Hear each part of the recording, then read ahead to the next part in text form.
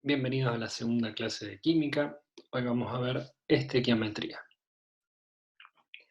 La estequiometría es la parte de la química que va a estudiar las relaciones cuantitativas, es decir, de cantidades, entre moléculas, volúmenes, número de moles y masas, entre los elementos y compuestos que van a estar involucrados en una reacción química.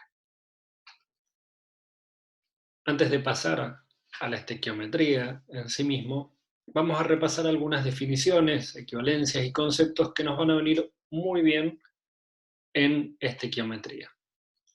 Esos conceptos son el concepto de mol, las leyes de los gases, vamos a repasar solo dos, y vamos a revisar cómo se lee una ecuación química. Cuando nosotros hablamos de mol, estamos hablando de una cantidad tal como nosotros hablamos de una docena de huevos, y ya sabemos que son 12, el mol define una cantidad. ¿Por qué tuvimos que llegar a la definición de mol? Por los números o las cantidades que se manejan en química. Si nosotros pensamos en una cucharadita de agua, que va a tener unos 5 mililitros de agua, tiene o contiene 2 por 10 a la 23 moléculas de agua. Eso es un 2 seguido de 23 ceros, es el número que está acá en rojo. Si nosotros cada vez que vamos a hacer un experimento o vamos a hacer una reacción tuviéramos que escribir esos números, sería muy engorroso. Por lo tanto, se definió el mol. El mol, como dijimos anteriormente, es una cantidad. Es una cantidad de materia que contiene tantos objetos, podemos hablar de átomos, de moléculas o cualquier otro tipo de objetos que estemos considerando, tal como decíamos recién, huevos. Como átomos hay exactamente en 12 gramos de carbono 12 isotópicamente puro. Un mol, entonces, es igual a 6,0221421 por 10 a la 23 objetos. Para redondear, y de aquí en adelante vamos a hablar de 6,022 por 10 a la 23. Definimos objetos porque van a ser átomos, moléculas o, como decíamos recién, huevos. Simplemente para tener idea del número que representa, además de esto que tenemos acá, si nosotros pudiéramos tener un mol de bolitas de vidrio o de pelotitas de similar tamaño, podríamos recubrir toda la superficie de la Tierra con un espesor de más de 2 kilómetros. Este número también se lo conoce como el número de Avogadro, en honor a quien lo describió por primera vez. ¿A qué equivale un mol? Un mol, como dijimos recién, equivale a 6,02 por 10 a la 23 partículas. Cuando hablamos de partículas, hablamos de moles, de iones, de átomos o bien de moléculas. También, en condiciones normales de presión y temperatura, un mol de un gas ocupa 22,4 litros de volumen. En este caso tenemos que recordar que estamos hablando de un mol de un gas y en condiciones normales de presión y temperatura. Finalmente, un mol también equivale a la masa molar de cada sustancia, es decir, a la masa en gramos de la suma de todos sus elementos que la componen. En este caso, para hacer un ejemplo sencillo, vamos a calcular la masa de un mol de moléculas de agua. Lo primero que tenemos que hacer es buscar en la tabla periódica la masa de los átomos que componen el agua y sumarlos según cuántos tenga cada uno de ellos en la molécula. Tenemos 2 hidrógenos y un oxígeno. Cada mol de hidrógeno pesa 1 gramo por 2, porque tenemos 2, y el oxígeno 16 gramos cada mol. Por lo tanto, el agua, su masa va a ser de 2 gramos, que vienen de los 2 hidrógenos, más 16 gramos que vienen del oxígeno. En total son 18 gramos por mol.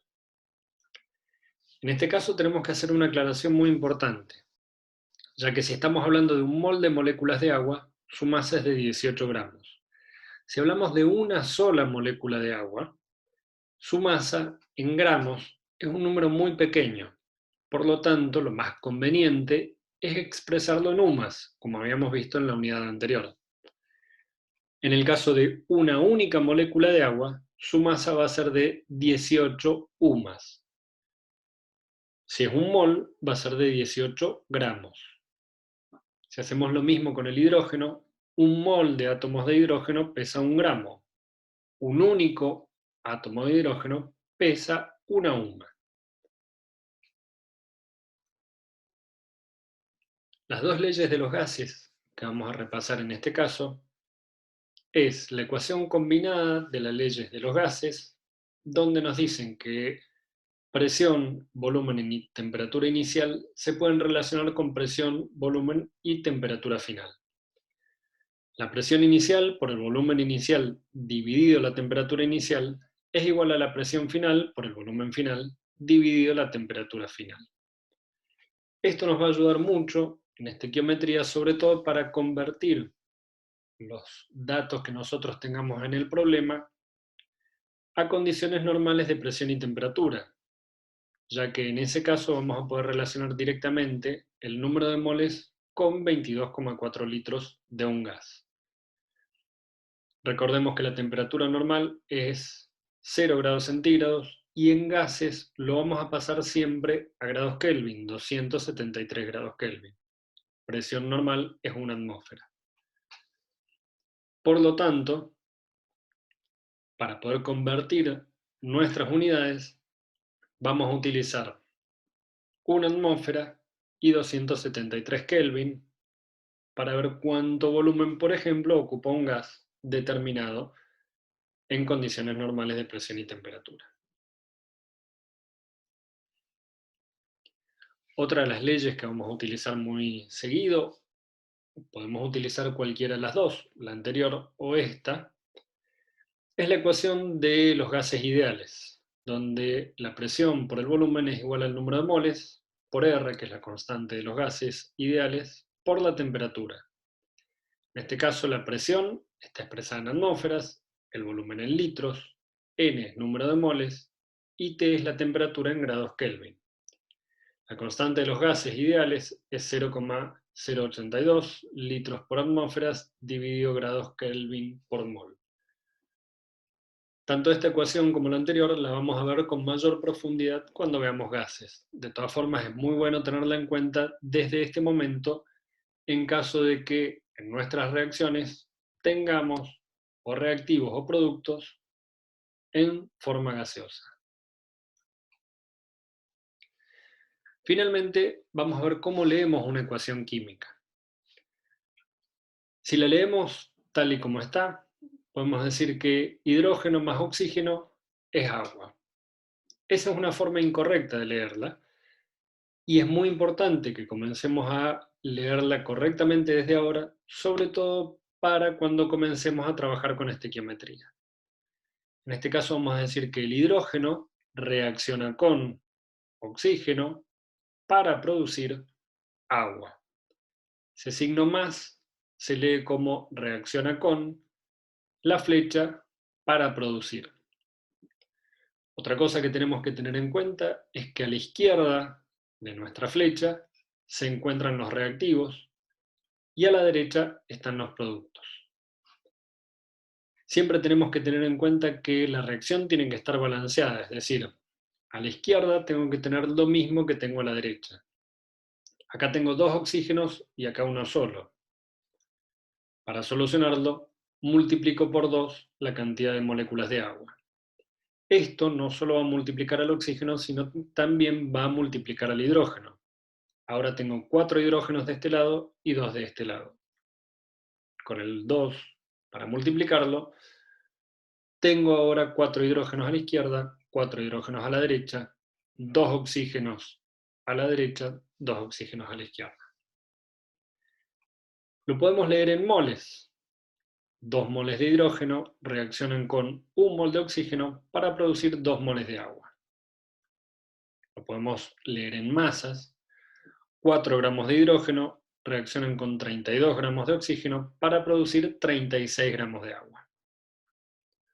O lo podemos leer en litros, sobre todo porque los tres son gaseosos, y asumiendo que son condiciones normales de presión y temperatura, como 44,8 litros de hidrógeno reaccionan con 22,4 litros de oxígeno para producir 44,8 litros de agua. Ahora sí vamos a comenzar a ver estequiometría. Como dijimos antes, nos va a relacionar cantidades de reactivos y de productos. En este ejercicio tenemos que poder encontrar la cantidad de moléculas de uno de los productos y el volumen del otro de los productos que se van a producir en una determinada reacción. El ejercicio nos dice, por acción del calor, el clorato de potasio se descompone en cloruro de potasio y oxígeno. Suponiendo que se calientan 420 gramos de clorato de potasio, ¿cuántos moles de moléculas de cloruro de potasio obtenemos? ¿Y cuántos litros de oxígeno vamos a obtener? ¿Qué volumen de oxígeno vamos a obtener? Para hacer las relaciones es muy útil ahora utilizar una regla de 3 simple. El peso molecular del clorato de potasio multiplicado por 2 es la cantidad de clorato de potasio que me va a producir 2 moles de cloruro de potasio y 3 moles de oxígeno. Como estamos en condiciones normales de presión y temperatura, esos 3 moles de oxígeno equivalen a 67,2 litros de agua, de oxígeno. Ahora bien, el enunciado me dice 420 gramos de clorato de potasio.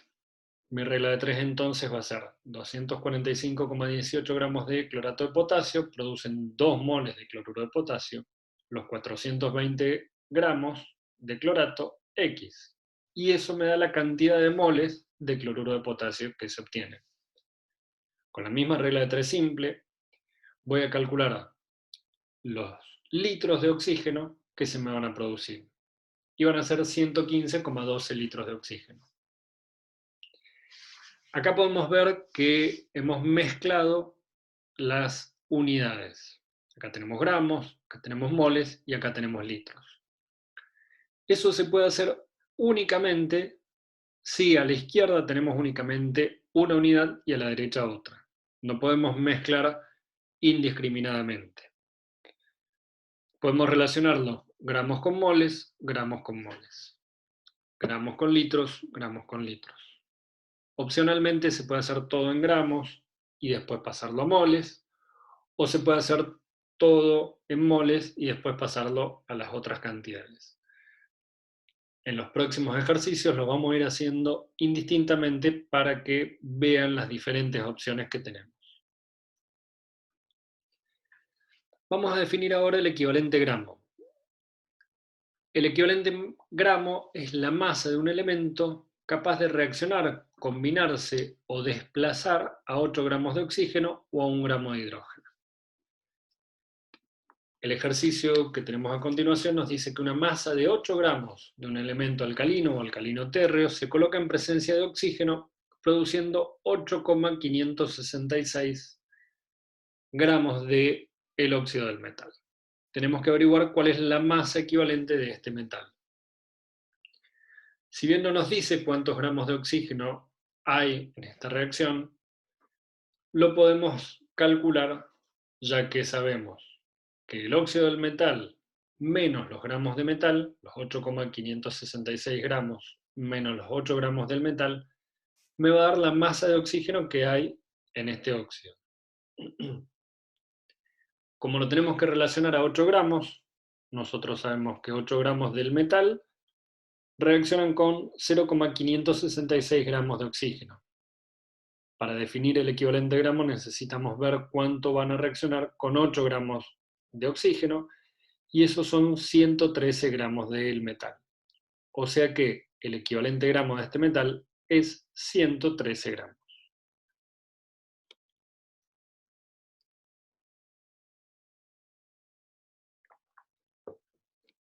Vamos a definir ahora reactivo limitante y reactivo en exceso.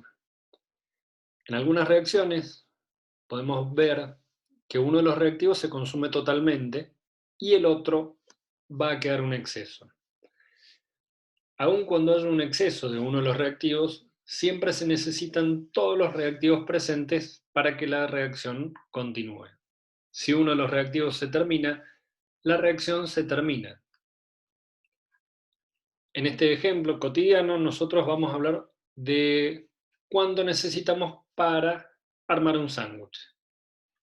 Vamos a suponer que le vamos a poner una feta de queso, una de jamón y 2 panes para poder armar un sándwich. ¿Cuántos sándwiches podríamos hacer si tenemos 5 fetas de jamón, 5 fetas de queso y 6 rodajas de pan? Intuitivamente vamos a saber que podemos hacer 3 sándwiches. Tenemos 6 rodajas de pan, vamos a ponerle 2 rodajas a cada sándwich. Vamos a tener 3 sándwiches con una feta cada uno de ellos. Por lo tanto voy a gastar 3 fetas de queso, 3 fetas de jamón. Me va a sobrar jamón y me va a sobrar queso. El primero que se me termina es el pan. 2 panes, uno de cada uno de ellos. Cuando llego a los 6, se me acaba el pan y todavía tengo jamón y queso. El que se termina primero es mi reactivo limitante. Es el que me va a decir que hasta ahí va a llegar la reacción. Los que me sobren van a ser los reactivos en exceso, en este caso el jamón y el queso. El reactivo limitante es el que me va a decir cuánto producto puedo obtener. Por lo tanto, es el que voy a utilizar para hacer los cálculos de cuánto producto voy a obtener de esa reacción. En un ejemplo químico ahora, vamos a tener una mezcla gaseosa formada por 28 gramos de benceno y 37 gramos de oxígeno. Tenemos que calcular los gramos de agua que se van a producir por una combustión completa del benceno. A partir de ello también lo que vamos a necesitar saber es cuál es el reactivo limitante, porque es el que nos va a decir cuántos gramos de productos voy a obtener. En este caso, la estequiometría de la reacción me dice que cada mol de benceno reacciona con 7,5 de oxígeno. Si esto lo llevamos a masas, vamos a ver que 78 gramos de benceno reaccionan con 240 gramos de oxígeno para producir 54 gramos de agua. Para consumir totalmente los 37 gramos de oxígeno, voy a necesitar 12,03 gramos de benceno. Tengo 28 gramos de benceno, por lo tanto me sobra benceno. Es mi reactivo en exceso el benceno. Por el contrario, el oxígeno se consume totalmente. Por lo tanto, los cálculos para conocer la masa de agua los voy a realizar con la masa de oxígeno. Mis 240 gramos de oxígeno me producen 54 gramos de agua. Los 37 gramos, 8,32 gramos de agua. De los 28 gramos de benceno que yo tenía disponibles, menos los 12,03 que reaccionaron con el oxígeno, me quedan 15,97 gramos de benceno en exceso. Eso es lo que me sobró, lo que quedó sin reaccionar.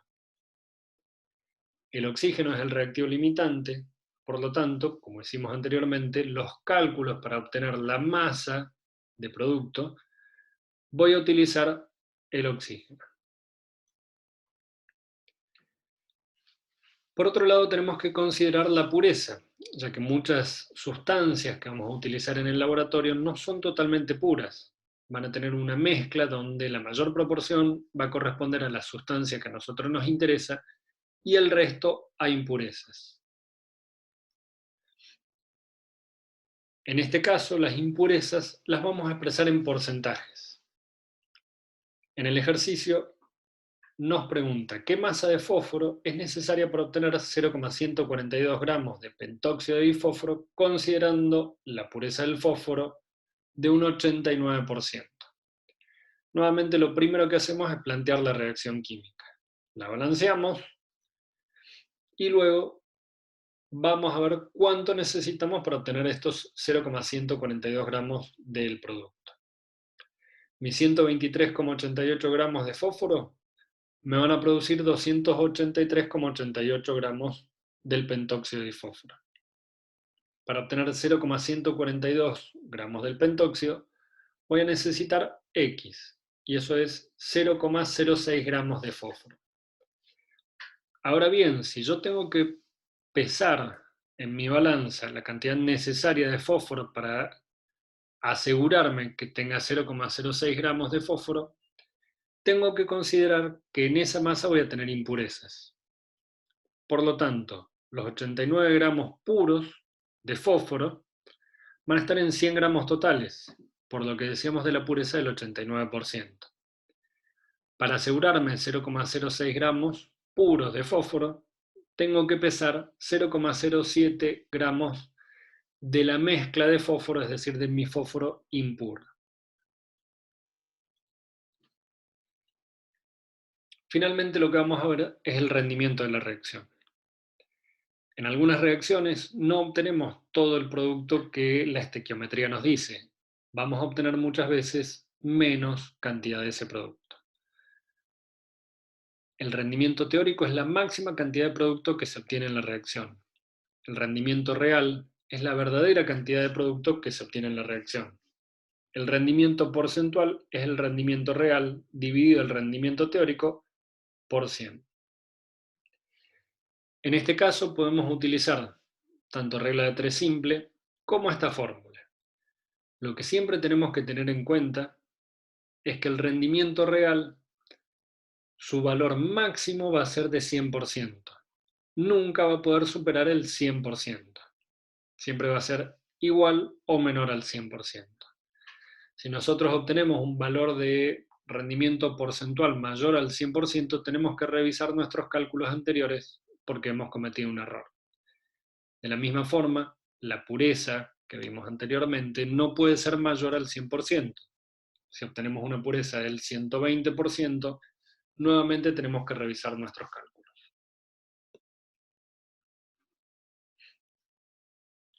En este ejercicio nos dice que la descomposición térmica del nitrito de amonio se forma agua y nitrógeno libre.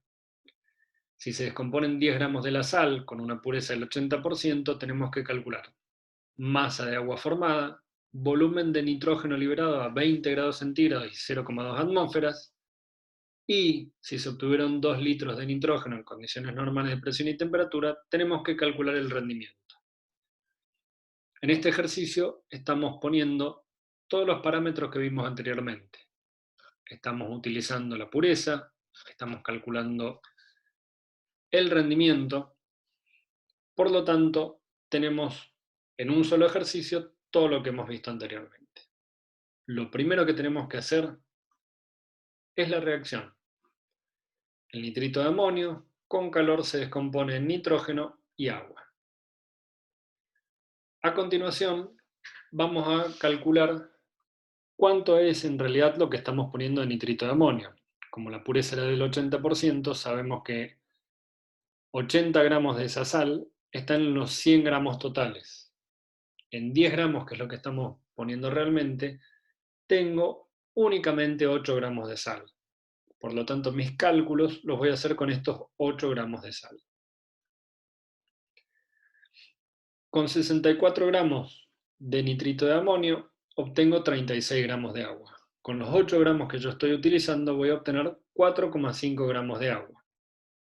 A su vez, esos 64 gramos del nitrito de amonio van a producir 22,4 litros de nitrógeno en condiciones normales de presión y temperatura, los 8 gramos X, y esos son 2,8 litros de nitrógeno. Eso en condiciones normales de presión y temperatura.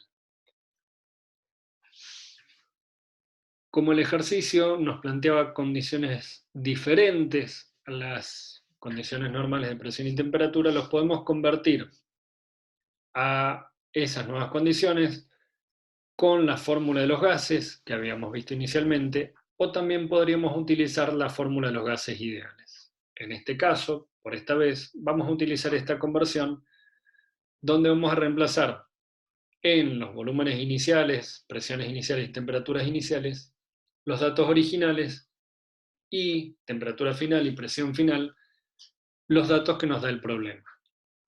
haciendo esa conversión, llegamos a que vamos a obtener 15,01 litros de nitrógeno. Finalmente, el último punto nos pedía averiguar el rendimiento de la reacción si nosotros obteníamos 2 litros de nitrógeno. Esos 2 litros de nitrógeno son nuestro rendimiento real. El rendimiento teórico es 2,8 litros. El rendimiento porcentual va a venir de esta relación y es 71,43%. La parte de estequiometría se aprende mejor haciendo muchos ejercicios. Por lo tanto, vamos a seguir insistiendo con estos ejercicios y sobre todo vamos a aprender a hacerlos en otro orden. Este orden que hemos visto en cada uno de los ejercicios hasta ahora es el orden habitual, pero se pueden presentar de distintas formas, por lo tanto no hay una única forma de resolverlos. Vamos a continuar en la próxima clase resolviendo otros ejercicios diferentes y con mayor o menor grado de complejidad.